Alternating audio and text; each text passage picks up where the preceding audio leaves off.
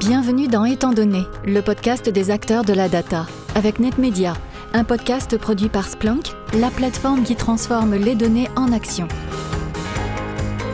Aujourd'hui, notre acteur de la data est un passionné de tech des premières heures. Enfant, il est biberonné à la tech dès le plus jeune âge. À 6 ans, les pièces informatiques sont déjà ses jouets favoris. Une passion qui ne le quittera jamais. À tel point qu'à la fin du collège, quand on lui demande son souhait de carrière, il écrit tout naturellement « ingénieur en informatique ». Il part alors sur le cursus typique d'ingénieur, bac scientifique, classe prépa et école d'ingé. Il fait un double cursus, ingénieur aux mines et spécialisation en nouvelles techno et systèmes d'info à HEC. Et lors d'un stage, il découvre que le code, en fait, très peu pour lui. Rester assis devant un ordinateur alors qu'on a des envies d'ailleurs est assurément incompatible. Car depuis qu'il a 12 ans, il le sait, il veut vivre outre-Atlantique. Les livres Made in USA s'amoncellent à la maison.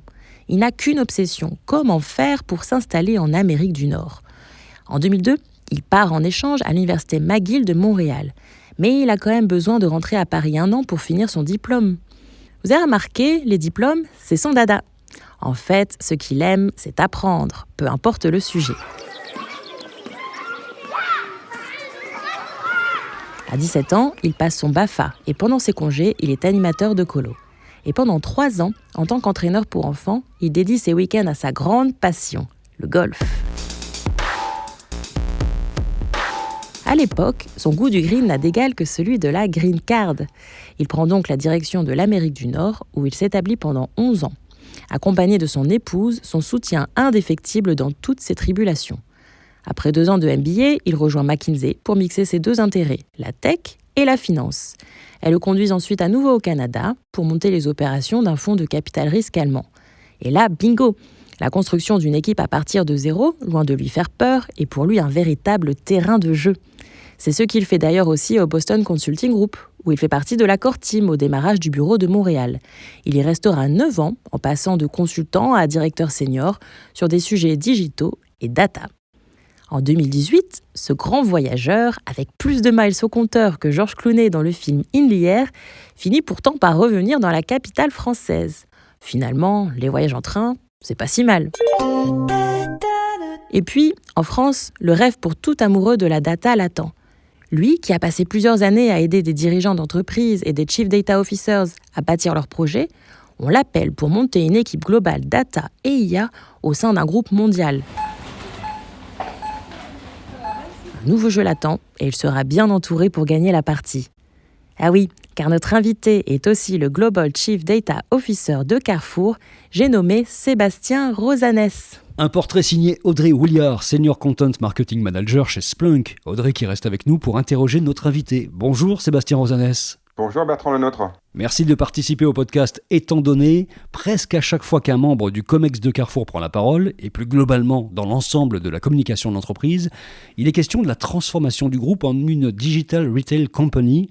En quoi la data et les analytics sont des atouts centraux pour y parvenir ? Absolument. Aujourd'hui, lorsqu'on est un grand retailer comme Carrefour, avoir une stratégie de data analytics vraiment efficiente, c'est presque un prérequis indispensable pour continuer à performer.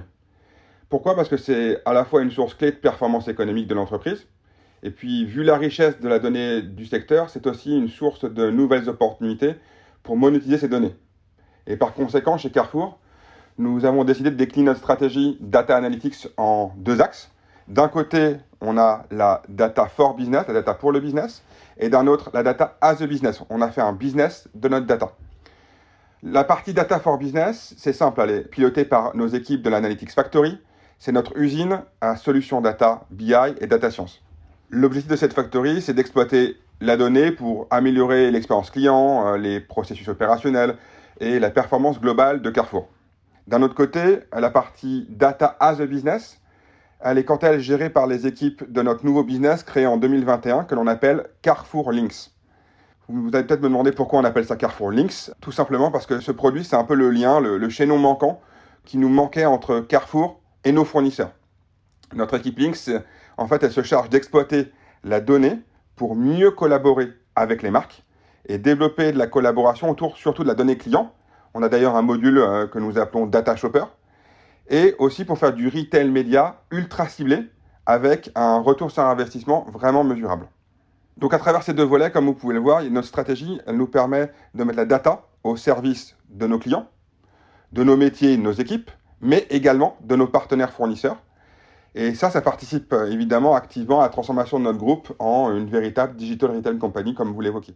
Sébastien, lorsque vous êtes arrivé chez Carrefour il y a quelques mois, quelle est la feuille de route pour laquelle vous avez signé ? Alors, à mon arrivée, il y avait déjà quelque chose d'important, puisqu'en novembre 2021, nous annoncions une stratégie ultra ambitieuse sur le digital et la data, avec pas moins de 3 milliards d'investissements sur 4 ans. L'objectif, accélérer notre transformation et devenir le leader mondial du digital retail.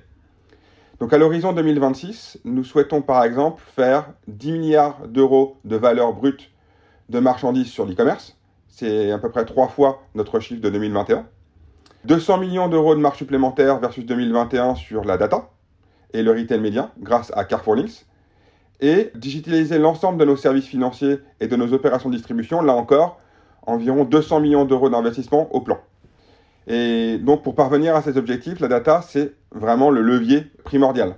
Ma feuille de route, c'est simple, ça consiste à nous donner les moyens, du point de vue de la data, de contribuer activement à cette très grande ambition digitale.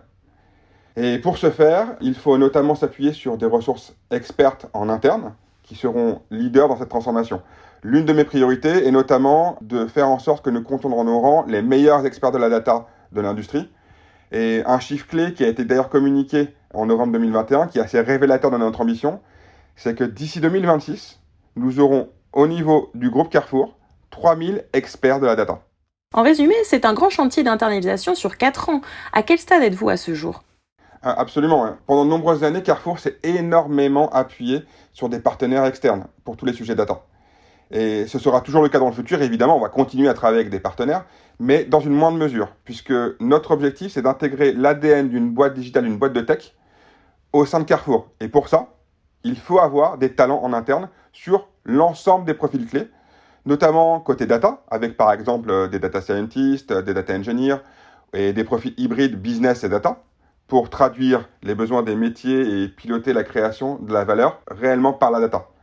À date, on est encore assez loin de notre objectif. On a fait un quart du chemin sur l'année qui est passée.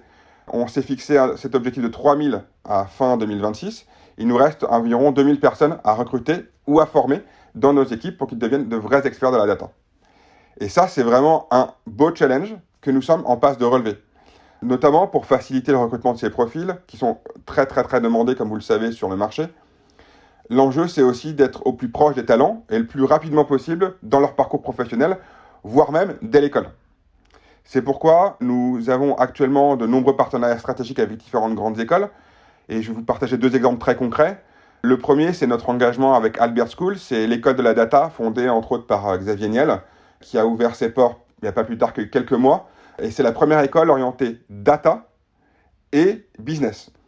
Le deuxième exemple, c'est la chaire que nous avons depuis plusieurs années avec l'école polytechnique en France, à Palaiseau. Au-delà du recrutement, évidemment, l'enjeu, c'est de s'appuyer aussi sur notre pool de talents internes, côté tech, mais aussi côté métier. Et c'est pour ça qu'on a lancé aussi un vaste programme de formation qui est piloté par notre Digital Retail Academy, qui vise à former l'ensemble de nos collaborateurs au digital et à la data, et pour certains, d'en faire de véritables experts de la data. Sébastien, pensée globale, ça veut dire créer un espéranto de la donnée et l'enseigner dans tous les carrefours du monde. Comment faites-vous ? C'est vraiment essentiel. Chez Carrefour, nous voulons créer une sorte de dictionnaire universel, un véritable catalogue de la donnée, partagé par tous les pays et tous les métiers. Et si on veut déployer des solutions data orientées business partout dans le monde, il faut, comme vous le disiez, parler le même langage de la data, démocratiser l'accès à la donnée à tous les employés. Chez Carrefour, c'est ce que nous faisons avec notre supermarché de la donnée. Et l'analogie est la suivante. Lorsque vous faites vos courses, vous savez où est le supermarché. Quand vous y entrez, les produits sont bien rangés dans les bonnes étagères, au bon endroit. Il y a une partie fruits et légumes, une partie boissons, une partie petit déjeuner, une partie high-tech. Dans ce supermarché, vous vous orientez facilement. Vous savez où sont les produits que vous cherchez. Il y a un catalogue qui permet de consulter l'ensemble des produits. Vous connaissez la qualité de ce que vous allez acheter, car chaque produit a par exemple un Nutri-Score. Donc avec la donnée, nous faisons exactement pareil. Toute la donnée que nous produisons doit être mise en rayon. Tout le monde doit savoir où elle se trouve, à quoi elle sert, quelle est sa provenance, si elle est de bonne qualité ou non, à travers un Nutri-Score de la donnée, que tout le monde peut comprendre, y compris des personnes côté business qui n'ont rien à voir avec la création de ces données-là. L'idée, c'est donc assez simple, c'est vraiment pour nous de vulgariser sous le terme de supermarché de la donnée, avec comme véritable enjeu derrière ça, de désacraliser les termes un peu technico-techniques de la data, rendre vraiment ça accessible à tous dans l'entreprise, avec une analogie qui est simple et qui surtout parle à tout le monde dans une entreprise du retail comme Carrefour. Et dans cette perspective-là, évidemment, c'est au métier de mettre en rayon la donnée. L'IT doit évidemment être en support, mais c'est avant tout une question business. Donc pour atteindre cet objectif, évidemment, on met l'accent sur l'acculturation des différentes strates de l'organisation, du magasinier en magasin en passant par l'agent de caisse jusqu'au PDG. Par exemple, les agents de caisse sont constamment encouragés à avoir le réflexe de demander la carte de fidélité du client à chaque fois qu'il passe en caisse. Non pas pour tracer le client, mais c'est surtout pour pouvoir lui proposer le service le plus personnalisé, comme par exemple recevoir des promos personnalisés ou un catalogue personnalisé à la maison ou par email, avec des promos qui vont vraiment l'intéresser, plutôt que de la promo qui va être complètement générique. C'est un peu ça pour moi la culture data, et c'est ce qui fait la différence en bout de course quand on veut créer des algos à base d'IA ou des tableaux de bord pour les managers, c'est comment on acculture nos équipes pour produire les bonnes données au bon endroit et que tout le monde comprend son apport dans la chaîne de valeur de la création de la data. Justement, vous avez 80 millions de clients dans le monde, dont 50 millions de porteurs de cartes fidélité, ce qui est gigantesque. Jusqu'où pouvez-vous aller en matière de personnalisation de l'expérience client ? C'est un de nos atouts les plus importants. 80 millions de clients, comme vous le disiez, 50 millions de porteurs de cartes de fidélité et même un data lake qui aujourd'hui atteint 10 milliards de transactions. C'est d'ailleurs le plus grand pour un retailer en Europe. Donc au niveau de la data, le terrain de jeu, il est presque sans égal. En plus de cela, les données dont nous disposons sont ultra granulaires, ce qui nous permet de proposer notamment des expériences clients qui sont vraiment à la pointe de la personnalisation. Je vais vous donner 2 exemples hyper concrets. Sur les promotions, nous sommes aujourd'hui capables de proposer les meilleurs catalogues pour chacun de nos clients, en adoptant une approche réellement one-to-one. Il n'y a pas de promo sur les couches si vous n'avez pas d'enfant, par exemple, ou pas de promo sur les steaks si vous êtes vegan. D'un autre côté, on a beaucoup de personnalisation côté e-commerce. On propose des personnalisations très poussées. Ce qu'on veut, c'est vraiment une ultra personnalisation de l'expérience digitale. Par exemple, en se basant sur les tickets de caisse de nos clients encartés, sur les 13 derniers mois, nous sommes capables de leur pousser un panier automatiquement pré-rempli afin qu'ils fassent leurs courses en 5 minutes au lieu de typiquement 40 minutes qu'ils allouent généralement pour faire leurs courses en ligne.